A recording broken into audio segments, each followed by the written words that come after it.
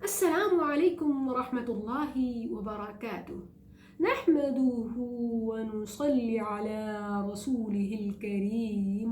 أما بعد فأعوذ بالله من الشيطان الرجيم. بسم الله الرحمن الرحیم.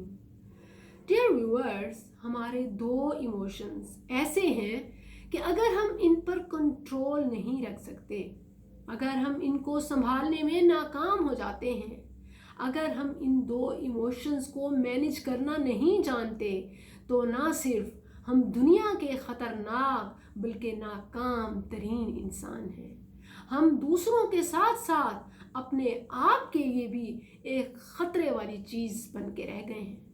یہ دو ایموشنز کون سے ہیں؟ نمبر 1 لو ایموشن اور نمبر 2 اینگر ایموشن۔ یہ دونوں ایموشنز ایک دوسرے سے بڑھ کر خطرناک ہیں۔ ان دونوں ایموشنز کو کنٹرول کرنا انتہائی ضروری ہے، اور جو بندہ ان ایموشنز پر کنٹرول نہیں رکھ سکتا تو وہ گویا لوگوں کے لیے اور اپنے لیے انتہائی خطرہ پیدا کر رہا ہے۔ ایک طرف اگر آپ کے پاس کوالٹیز کے، ڈگریز کے، صلاحیتوں کے انبار ہیں، لیکن آن دی ادر ہینڈ اگر آپ ان کو مینیج کرنا نہیں جانتے، ان دو ایموشنز کو نہیں کنٹرول کر سکتے، تو آپ اپنی ساری کوالٹیز پر سوالیہ نشان ہیں۔ آپ اپنا دین، آپ اپنی دنیا اور آپ اپنی آخرت کو بھی داؤ پر لگا چکے ہوں گے۔ ویورز، یہ دونوں ایموشنز اگر ان کو کنٹرول کر لیں، ان کو مینیج کرنا جان لیں، تو ہم دنیا کے کامیاب انسان بن سکتے ہیں، فائدہ مند انسان بن سکتے ہیں۔ لیکن اگر ہم ان دونوں ایموشنز کو سنبھالنے میں ناکام ہوتے ہیں تو ہم دنیا کے لیے بھی اور اپنے لیے بھی خطرہ بن جاتے ہیں۔ رسول اللہ صلی اللہ علیہ وسلم نے غصے پر کنٹرول کی اس قدر تاکید کی کہ جب ایک صحابی آپ کے پاس آتے ہیں اور پوچھتے ہیں، اللہ کے نبی صلی اللہ علیہ وسلم مجھے کوئی ایسی ٹپ بتائیے کہ جس سے میری دنیا سنور جائے، جس سے میرا دین محفوظ ہو جائے، تو آپ نے فرمایا لا تغضب، غصہ مت کیا کرو۔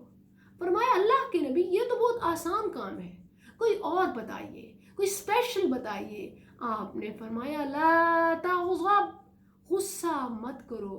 غصہ آنا نیچرلی ہے، لیکن اس کو کس طرح کنٹرول کرنا ہے، اس کا ریئیکشن کس طرح سوچ سمجھ کے پیش کرنا ہے، یہ اہم بات ہے۔ لا تغضب، یہ کیفیت غصے کو اپنے اوپر کبھی حاوی نہ ہونے دو۔ اسی لیے تو غصہ حرام کیا گیا، کیونکہ یہ انسان کی عقل کو، سوچنے سمجھنے کی صلاحیت کو ختم کر دیتا ہے۔ نبی صلی اللہ علیہ وسلم بار بار اس صحابی کو کہتے رہے، جب تک وہ پوچھتا رہا مجھے کچھ اور بتائیے، آپ فرماتے رہے لا تغضب لا تغضب فرد ذلك مرارا۔ آپ بار بار یہی بات ریپیٹ کرتے رہے۔ غصے پر کنٹرول کرنے والے کا اسلام میں اتنا عالی مقام ہے کہ قرآن میں آتا ہے وَالْكَاظِمِينَ الْغَيْظَ، غصے کو پی جانے والے، وَالْعَافِينَ عَنِ النَّاسِ، لوگوں کے رویوں کو برداشت کرنے والے، درگزر کرنے والے، وَاللَّهُ يُحِبُّ الْمُحْسِنِينَ، وہ تو بڑا اعلیٰ طبقہ ہے، وہ تو اعلیٰ اخلاق کا ہے، وہ تو اللہ کے دوست ہیں، اور اللہ احسان کرنے والوں کو پسند کرتا ہے۔ اور لو ایموشن کے حوالے سے رسول اللہ صلی اللہ علیہ وسلم نے صحابہ کو حکم دیا کہ اگر تم باہر جاؤ، تمہاری کسی عورت پر نظر پڑے تو فوراً اپنی اہلیہ کے پاس آؤ۔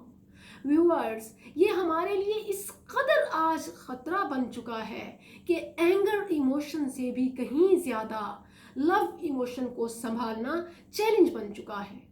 شہروں کے شہر ٹھرکی لوگوں سے بھرے پڑے ہیں۔ اصل میں ہم خود لو ایموشن کے حوالے سے کمزور اور بے بس ہو گئے ہیں۔ ہم خود اپنی بیماری کو ڈائگنوز نہیں کرتے، تو پھر ہم اس کی ٹریٹمنٹ کیسے کریں گے؟